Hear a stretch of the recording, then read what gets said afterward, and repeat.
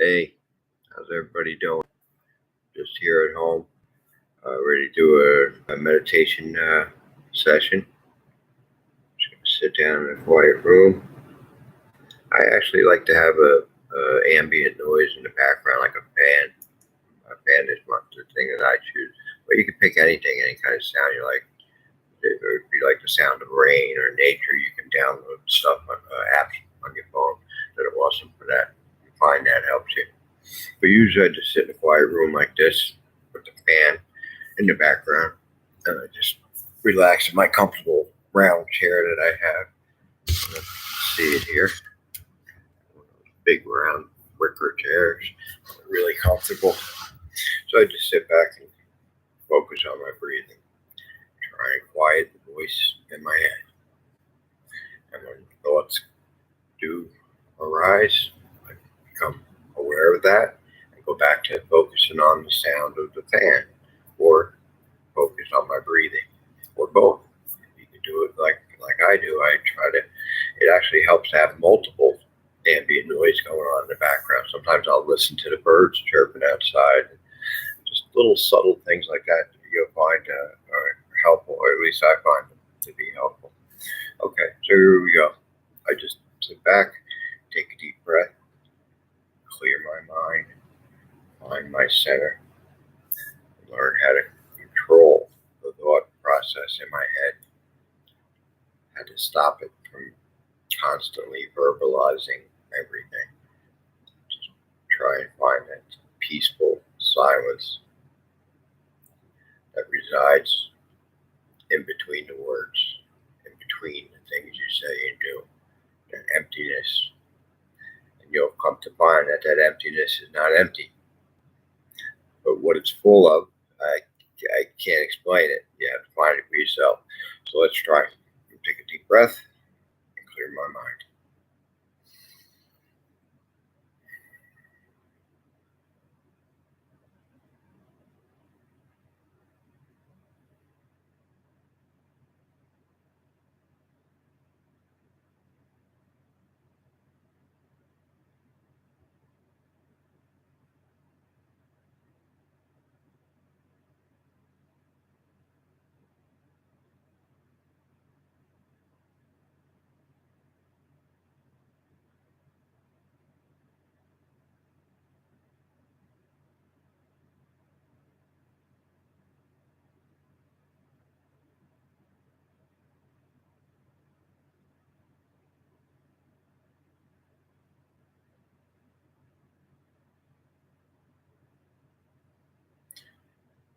And as you get to the point where you can do this and quiet the voice in your head, as you listen to the ambient noise in the background, the more you focus on that ambient noise, be it the birds outside, the crickets, all of a sudden you realize that you were never really aware of things like that. You start to become aware of things that you never noticed, that you just overlooked.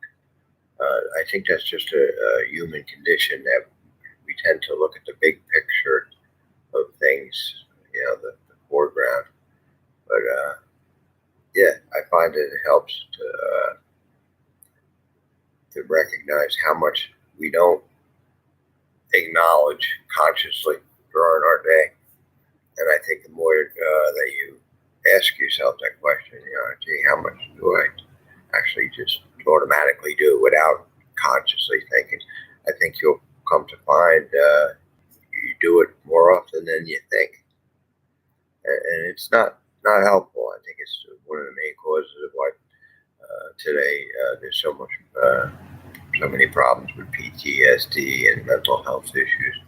I think a lot of it is, science tries to come at it from a scientific approach, but they're coming at it the wrong way because science doesn't understand consciousness and how your emotions and all. The biggest problem with science today is that they're not equipped to answer the question, what is consciousness? Because science operates on the premise of being able to take something and put it in a box and label it. This is a cell phone.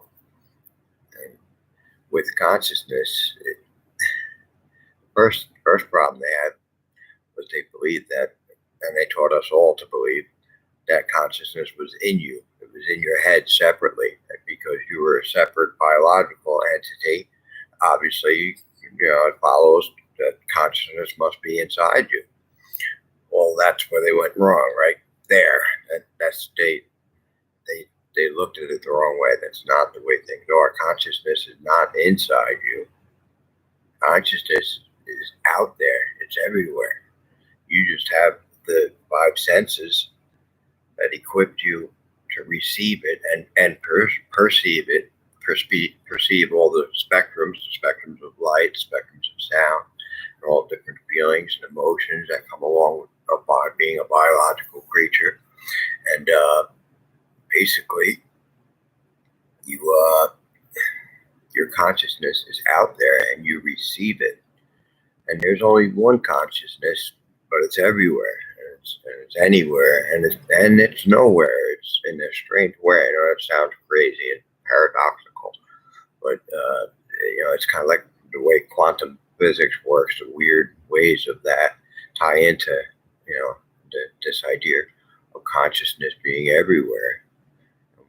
There's just one conscious, and we all are that consciousness, but we don't realize that we are one at the end of the day, because we think we're separate, because we think consciousness is something that we obtained and is in us, and it's not. It's out there.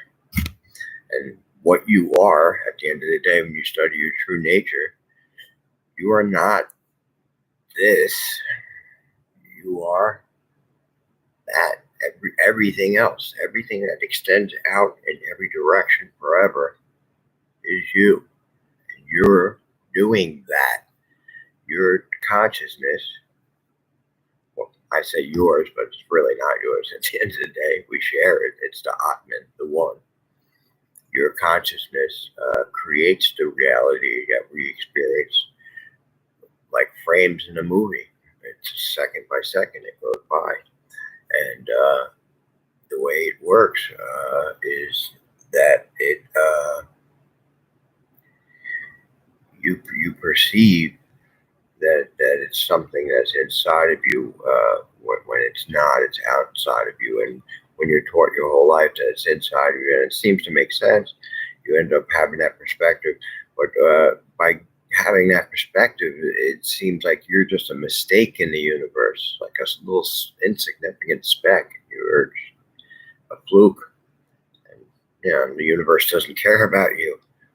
But when you look at it the other way around, that consciousness is out there, and you're a part of that bigger consciousness. And it makes you feel better about yourself, because you're not just an insignificant nothing.